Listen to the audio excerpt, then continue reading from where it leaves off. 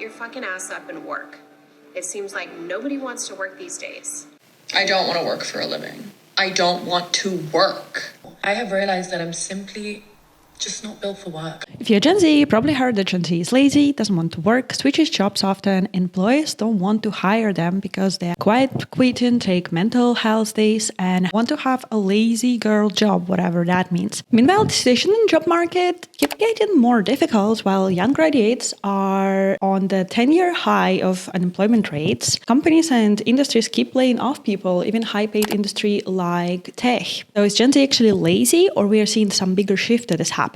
In this video, I want to talk about why Gen Z is lazy narrative is not exactly true and whom does it benefit, why Gen Z younger millennials don't want a career anymore, what is hypernormalisation and what is a neoliberalism has to do with all that. And finally, why I think what we all experiencing is mass disillusionment with work culture. Let's dive into this. I'm so excited. Let's go. Honestly, a little bit embarrassing because I'm literally applying for like minimum wage jobs. Some of them are being like, we're not hiring.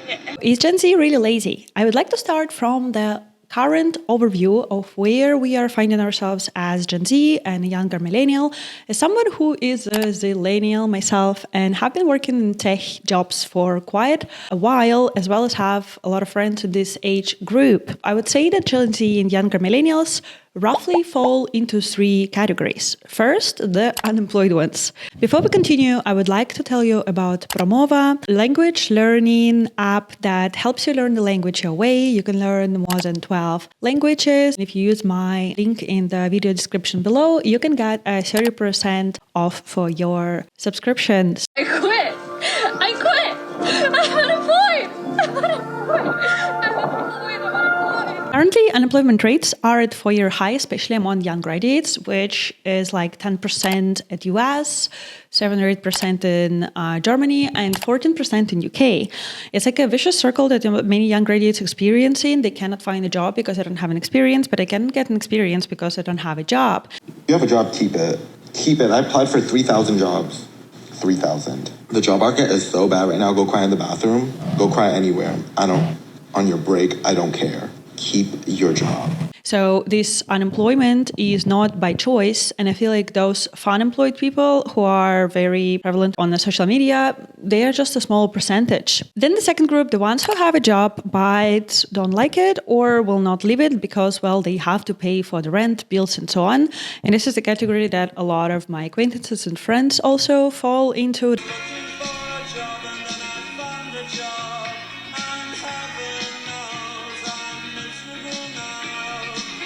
And the third group is the part-timers and gig workers. So this is people who are either combining several jobs or have a part-time job and additional gigs on top of that.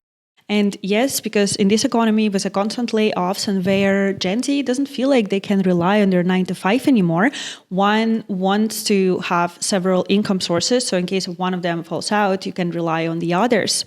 If you're not underemployed, you're forced into the gig economy. According to Business Insider again, Gen Z is 58% more likely than millennials at the same age to take gig or freelance work because traditional careers aren't hiring. So is this really that surprising that Gen Z is not being excited for being employed? I feel like ultimately what we're all experiencing is feeling that the propaganda that we were fat and the whole like hustle culture and the girl boss movement does not benefit us at all. We just all like asking ourselves, okay, what would I hustle for that like 3% yearly raise that will barely cover living cost or the inflation raise year per year, or for that layoff that company will have next year to cut the cost. Call me non-ambitious, call me crazy, call me a loser. I do not care anymore. I don't want to chase titles or climb ladders or spend my whole life trying to prove that I'm worthy of rest. I think what we are ultimately experiencing right now is a mass work culture disillusionment. And the structures that were there for the last 50 years are crumbling. And let me explain what I mean by that. First, what we can see on the work market is a loss of loyalty. And this is happening for both sides, employer and employee. Nobody stay in a company for 40 years anymore. Even like 5 years stay alone is already considered very long time. For younger millennials and Gen Z, there have never been economic good times in their adult lives, and working your way up from nothing for a future payoff seems even less realistic than ever. For anyone not all in on entrepreneurial influencer culture, work is never going to love you back, and the grown-ups aren't coming to save us. Another clear sign of the work culture disillusionment is the quiet quitting and quiet firing. Gen Z are often associated with quiet quitting, and if you don't know what it is, basically means that you are not going far above and beyond in your job and just do your job. I mean, this trend is so ridiculous for me. How far are we in the hustle culture and propaganda that you have to work always extra, that we think that doing your job needs a special term or a name? And then there is a clap back from a corporate, which is quiet firing. That's when the companies intentionally make your work environment unbearable, so you will quit on your own, saving them the trouble and cost of firing you. Brilliant! We'll make unnecessary return to office requests even though work from home is more productive. That's not all. We can cut employee benefits, increase workload, delay pay raises, and gradually isolate targets until they quit. Yes, and we won't be alone. 42% of business leaders have admitted to doing something like this. Employees pretty much treated as disposables, and that is confirmed by massive layoffs that we're experiencing right now.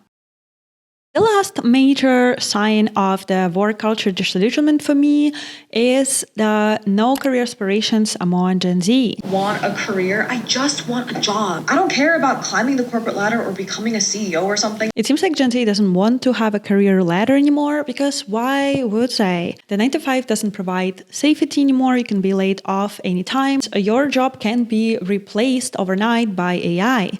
So instead of chasing some sort of promises from the corporate, I think we choose just to live in the moment and quiet quit, or pursue side gigs and personal projects instead. We are at the beginning of a massive workforce transformation. Career paths are dead. They're gone. That is a concept of the last generations. But as I say, the trouble does not come alone. If you have been feeling like you have to keep working while everything else around you is falling apart, there is actually a name for that, and that is called hypernormalisation. We have lived through it already in the 1970s, and today we're living through it again. The hypernormalization is a term coined by anthropologist Alexei Yurchak in 2005 to describe the daily experience of people in Soviet Russia. The Guardian article, "Systems are crumbling, but daily life continues. The dissonance is real," describes life in a society where two things are true. First, the people are seeing that the governance system and institutions are broken, and the second is that for the reasons including lack of effective leadership and ability to imagine how to disrupt the status quo, people carry on with their lives as normal despite systematic dysfunction. It leads to a load of fear, dread, denial, and disassociation.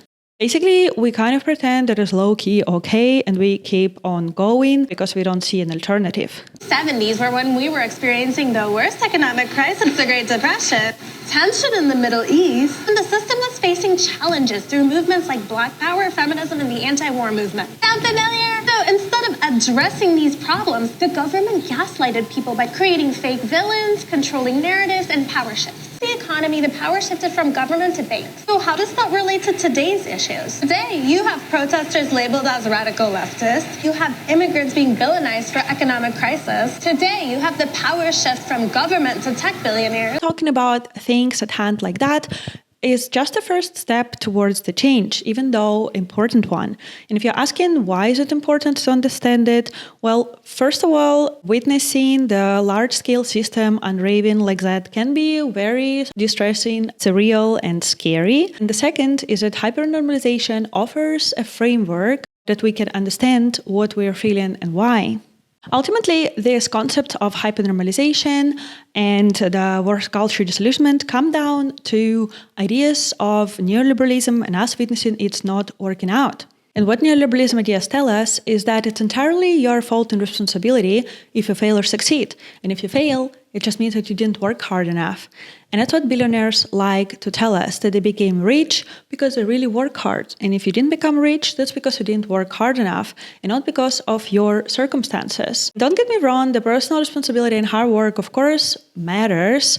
But that kind of mindset ignores all kind of privileges like social status, family wealth, and race and gender, social background. And this kind of mindset also erases the systematic privileges and meritocracy that create opportunity. If I look around this room of Oxford undergraduates, 40% of you were privately educated in a country in which 7% of students have private educations. 80% of you come from meaningful social and economic privilege. As we heard a moment ago, at my university, Yale, there are more students from the top 1% of the income distribution than from the entire bottom half. Now, my university's admissions process is corrupt, and failures of meritocracy might explain it. But Oxford's is not corrupt. You can't buy a place here. There is no meaningful legacy preference. And yet, nevertheless, you're all rich, and you all come from privileged backgrounds, or almost all. And basically it results in the rest of us who are not privileged or rich enough falling into one of the two categories. It's either you are competing with the ones who did have invisible network and support group to rely on, but you feel the constant feeling of belonging or feeling behind in life because, well, their parents would be buying them apartments or buying financially while you would achieve everything on your own. Or the second group would be people who are playing the game of becoming an exception out of the rule, that it's the others who didn't work hard enough, did not succeed, but I, who works hard enough, will succeed. And we all want to believe that we are going to be the ones who are going to be the exception. If you want to read about this and if you want to understand this idea better, I would really recommend Rebecca Guang's book, The Catabasis, as it's set in the 80s. And she's talking about academia and this feeling of becoming an exception of the rule. She thinks there is no such thing as institutional sexism. She thinks men can prove that they're just as good as men, and the academy is just to be that good. There's nothing stopping them. And she's so trapped in this cage of neoliberal delusions. I'm not sure how to end this video. I want to draw a conclusion. If Gen Z is really lazy, the system is just not given what it's supposed to give, or maybe it was never given and now we're collectively realizing it. I heal, the less ambitious I become. Once called ambition was actually a coping mechanism, a survival response to cope with the culture we live in. What can we actually do about it? Like many of the topics that I discuss on this channel, I think the first step is acknowledgement and create an open space for discussion. This is why I started this channel in the first place. But also now I have started a Substack newsletter where you will find additionally to my videos a written essay and also a list of resources that I think are useful in addition to this video if you want to, for example, research or learn more about neoliberalism. I especially recommend Shifty and hypernormalisation documentaries that talk about the change in societies and in UK and US. It's available for free on YouTube if you don't have a BBC access. And yes, it would really mean a world to me if you subscribe and you find a link to my Substack down below in the video subscription. On a final note, I think it really comes down to you what you're going to do with your career. If you want to follow corporate or maybe start a side gig or just follow your passion because like job market sucks. Nevertheless, let me know what is it work that you're working down below and what do you think about this video. Don't forget to like and subscribe if you haven't done so. And yeah, I will see you in the next video. Bye. I don't want to work. I just want to bang on this mug all day. Did you ask me here for any specific reason? Yes, I did.